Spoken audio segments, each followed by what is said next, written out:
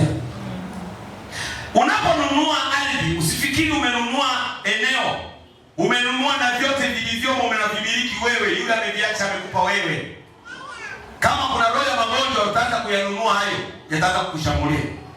Kama kuna roho ya chumaulezi utaanza kuvunwa wewe. Sio ndio umenunua? Umenunua na majini yake yote. Yaani sasa sisi tunaponunua mara nyingi tunaandikiana, tunamaliza, napiga makofi, nasema asante Yesu, nimemaliza kununua kiwanja. Sasa na mimi nitajenga nyumba. Vinakwambia vile kama ulikuwa na visema vinasema Yobi utajenga. Ndio maana na huyo amekuuzia, haturuhusu kujenga hapa. Kwa sababu hapa ni uwanja wetu wa kufanyia vikao na kucheza mpira. Ndio tunacheza ngoma zetu hapa za kichawi. Kwa hiyo hapa umenunua, lakini umenunua matatizo.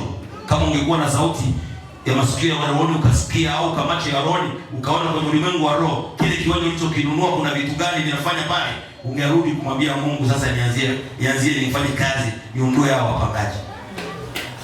Kuna mwingine anakuuzia kiwanja, ameshindwa kujenga. Toka amenunua kiwanja anafilisika.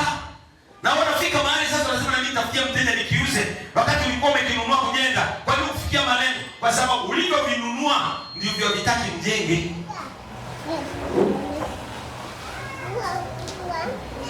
Kwa hiyo unaponunua eneo, unaponunua ardhi, kumbuka kuna viumbe na kuna waliotangulia kuvisemesha kabla yako. Halo? Yaani uliponunua kiwanja, aliyekuuzia wewe uliona amekuuzia eneo, amekuuzia na vyote vilivyomo. Anajiambia tangia leo msinifuate, miliki wenu mwingine ni huyu. Mimi tangia leo nimestaafu. Sasa wewe ndio unaanza kuongoza, unakuwa kiranja. Mzee, tunataka pesa. Sina. Ngoja. Kilo kiuza laki mbili, unaona una laki moja na 20. 80 imeenda wapi? Umeanza kugawana nao. Chuma ulete. Labda ulikuwa kwenye kiwanja hicho. Magonjwa. Unaanza kuugua magonjwa. Roho ya kufilisika inaanza kuingia kwenye maisha. Kwa nini? Inawezekana uliponunua ulinunua na maroho yake aliyomo ndani mle. Na yeye aliuziwa bila kujua, na yeye alikutwa hayo akakutwa. Na mwingine alikutwa. Aliyefanya haya mambo labda yeye alishakufa. Au umenunua kiwanja, au umenunua ardhi. Sema nini? Walikuwa nini? Walimuulia pale. Lakini yule mtu alishazikwa, lakini kwa sababu alimuua pale kwenye ardhi ile mtu bado analia. Wewe kujenga juu yake analia. Unajua hiyo? Mwanzo sura ya 4 mstari wa 10.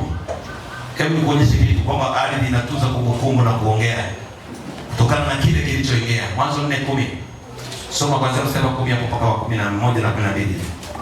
Neno la Mungu linasemaje? Akasema, umefanya nini? Umefanya nini? Sauti ya damu ya ndugu yako. Sauti ya damu ya ndugu yako inanililia kutoka ardhini. Basi sasa umelaaniwa wewe. Sasa wewe umelaaniwa katika ardhi iliyofungua kinywa chake, ipokee damu ya ndugu yako. Ipokee damu ya ndugu yako kwa mkono wako. Kwa mkono wako. Kuna mtu anaua mtu kwenye kiwanja hicho. Hapo akiona namna gani anakiuza. Lakini aliua mtu, kuna damu inalia pale. Sasa wewe usipokuwa na maono ya rohoni, ukanunua ukafikiri umepata, kumbe ndio umepatikana. Ndio matokeo yake. Tunajenga hata nyumba wakati mwingine bado tuna amani na hiyo nyumba tuliyojenga, au tunaishi ndani yake, bado kuna vitu ndani vinaongea, bado kuna vitu vinakorokocha, bado magonjwa yanatuandama. Kumbe ndani ya hapo eneo lililonunua lilikuwa sio eneo sahihi. Kuna damu bado inalia pale, hajanyamaza. Mungu anamwambia Kaini, umefanya nini wewe?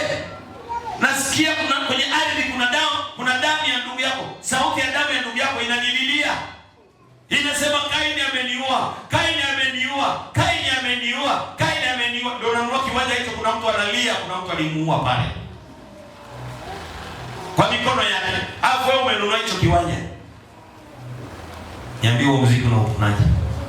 Ndio hayo matatizo, tunaingia kwenye kesi ambazo kumbe huyu aliyekuzia kiwanja amekuzia kesi akaondoka. Wewe umeingia. Watoto usiku ikifika saa 8 wanalia mpaka saa 11. Ikifika usiku wanalia sana. Ardhi inasemaje? Toto inabidi apumzika starehe. Maana ni malaika hao. Hawajui lolote. Kwa nini wanalizo usiku, wanaona nini? Kitu gani kinafanya walie? Mbona amenyonya? Mbona ameshiba? Ikifika masaa hayo, ishara ya kile kilichomo kwenye ardhi uliyomo ndio kinapiga kelele kupitia mtoto wako, ili kusumbue uondoke. Lakini nikienda kwa mama, huwa nasinzia mtoto, nikiambia huko na nani, lakini hapa mtoto analia tu.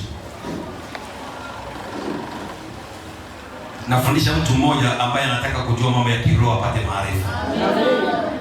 Maana sisi nasema watu wangu wao wanaangamizwa kwa kosa nini? Tunanyang'anywa hata biashara zetu tunapofanya. Umeenda kwenye flame, umenunua flame au umekodi flame. Unakuta flame ipo, umekodi flame, unaingia. Hiyo tu inatosha. Tumeshalipana, tumemaliza, nimemlipa miezi 6, sasa nimeingia, ni eneo zuri, lakini ni eneo zuri lakini wao hawauzi. Na watu wanapita lakini wao wanunui. Eneo ni zuri, ni barabarani, watu wanapita, lakini ukiacha bidhaa nzuri, watu hawaioni, wanapita. Ni zuri kwa macho, ni zuri kwa eneo, location yake. Lakini je, kilichomo ndani ya ardhi huko ni nini? Kuna nani alitangulia nini kufanya nini huko?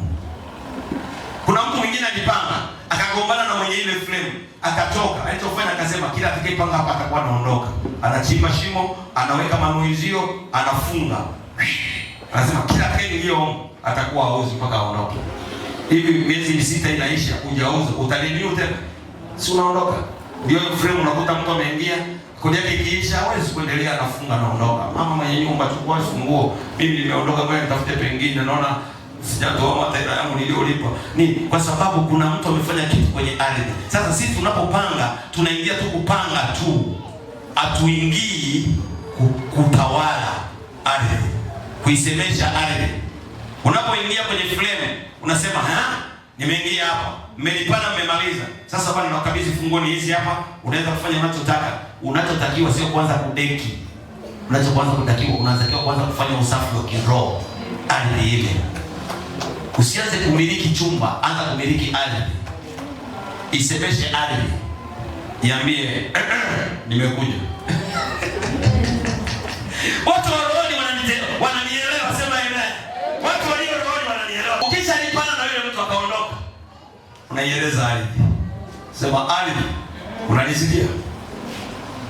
Naambia kumoja nisikie, unaenda kwenye neno la Mungu. Haya, nifungulie Zaburi 24. Fungua Zaburi 24. Unaanza sasa unaperuzi na kudadisi. Unajua watu wengi tumeibiwa kwenye mambo ya biashara kwa sababu watu ndio wanatuteka. Kwa hiyo unajua mimi kuzaa yale mama ya wewe basi. Yaani mtu anakuambia maneno ya viaka. Kwa sababu anajua alishawafunga familia nzima. Nani atatoboa? Kuna kutoboa. Zaburi 24 nisomee pale mstari wa 7. Kuanzia mstari wa 7 twende. Neno la Mungu linasema, inueni vichwa vyenu. Inueni vichwa vyenu. Enyi malango. Enyi malango. Inukeni. Inukeni. Enyi malango ya milele. Enyi malango ya milele. Mfalme wa utukufu apate kuingia. Ni nani mfalme wa utukufu? Nitakuuliza vimapepo vilivyomo kwenye kiwanja hicho. Ni nani huyo uliyemleta mfalme wa utukufu? Bwana mwenye nguvu. Wanaambia Mungu wangu mwenye nguvu. Hodari. Tena hodari. Bwana hodari wa vita. Tena ni Bwana wa vita. Amen. Mkikatata wang'oa kwa moto. Atawakata pembe zenu. Atawavunja viuno vyenu na ufalme wenu. Maana nimemleta Bwana wa vita. Tena hodari. Yaeleze hayo ninakusikia. Maana hadi nina tabia kusikia, ndio maana tunasoma Yeremia 22:29 kwamba andika, inasikia inaelewa. Mtu huyo hatafanikiwa, maana inaandika na inasikia. Ardhi ni viumbe. Ndio bado watu wanavitumia sisi tunakaa si viumbe tu. Yaani ni udongo. Sio udongo. Kuna viumbe wanaishi, ndio maana ukipanda maharage yanaota. Ndio maana ukipanda mahindi yanaota. Ndio maana ukipanda mti unaota na unakuwa hai, kwa sababu wale waliopo ni viumbe hai wanaosababisha hivi vyote. Wana mambo mengi ya kufanya, wanaitwa ardhi. Kwa hiyo sio kachukulia ardhi poa namna hiyo. Mti huu tumeupanda, hakuna wa kung'oa mpaka kwa vikao vyetu maalum. Wakaisemesha ardhi, wakaweka mizimu yao, ikasimamia ndio mabodyguard. Na ardhi ile inasimama, inakubali kwa sababu yenyewe inaenda na upepo wa mtu yote ambaye ana nguvu. Walisema nini wazee wa kijiji kwenye ile ardhi? Hivi mkisikia huu mti wa kijiji, huu ni mtu wa kijiji, huwezi kukata wala kuchanja kuni ndani yake. Kuna mtu mwingine alikuwa mtu wa kijiji akaukata, akaanika kuwasha moto ukuni ya uwaki. Weka kuni, washa moto, kuni haziwaki. Wakamwambia, wewe nani alikuruhusu kukata? Nenda kaone wazee usije ukapatirisha. Wewe kuwasha kuni hizo haziwakati, uulize wenyeji. Nakataa kwa jina la Yesu. Akiwasha na kwa jina la Yesu hazikubali, kwa sababu hazitegemei jina la Yesu, zinategemea mkataba kwanza uvunjike. Uyaeleze kwamba nimekuja, enyi malango inueni vichwa, Bwana utukufu anaingia. Anza na kwenye ardhi, usianze na kitu kilichosimama. Haleluya! Hata kama umeokoka, kuna vitu vingine havikubali kuondoka mpaka urudi kwenye shina. Amen. Amen. Vitishe. Mstari wa 9. Inueni vichwa vyenu enyi malango. Naam, viinueni enyi malango ya milele. Ndio. Mfalme wa utukufu apate kuingia. Ni nani huyu mfalme wa utukufu? Ni nani huyu mfalme wa utukufu? Bwana wa majeshi. Bwana wa majeshi. Yeye ndiye mfalme wa utukufu. Haleluya. Hiyo ni kauli mbiu ya kwenda kuifungua ardhi yako. Popote unaponunua waeleze. Hapo kisha waambia, hapo unachukua hatua za kiroho. Unachukua udongo na uleta madhabahuni, tunaombea, nasimamisha sadaka na komboa ardhi ile ulipoenda. Kisha simamisha sadaka kwa komboa ardhi ulipoenda, ndio una uwezo wa kuisema hii Zaburi 20. Naona enda pale unanyonyeza, useme nimeingia utawala mpya. Utawala mpya umeingia, nimeikomboa ardhi hii, tajalo ninaimiliki mimi. Isiseme mabaya, isiseme kuibiwa, tumaulete ondoka, tumaulete ondoka, roho ya magomvi ondoka, roho ya magonjwa ondoka, roho ya mikosi ondoka, roho ya mabaya ondoka, baraka, riziki, mazuri, yote kupitia sasa nimekubiliki. Roho wa baraka hapa. Sema haleluya. Ona ingia tu, tunaingia kama tunaingia kwenye kichungu. Nani amekitengeneza hicho kichungu unachoingia? Sikia nikwambie, hata kama umelithishwa, usikubali kulithishwa tu kabaki vile vile. Babu yako amekupa. Unajua kuna vitu vingine tunaweza kurithi, vingine tukatae. Sasa kuna wengine mnarithishwa nchi, mnarithishwa ardhi, kwamba ninyi mtakuwa mnamiliki hapa. Sasa kama unamiliki, unakomboaje? Usikubali kurithi kitu cha babu yako, ujui yeye alifanya nini. Ukishapewa wewe, unaieleza ardhi. Inua vichwa enyi malango. Yule alikuwa ni babu yangu. Sasa nimekuja mimi ni kipande cha mtu. Ninakuja hapa na Mungu ambaye ni Bwana wa majeshi. Yeye ni Bwana wa vita. Yeye ndiye hodari.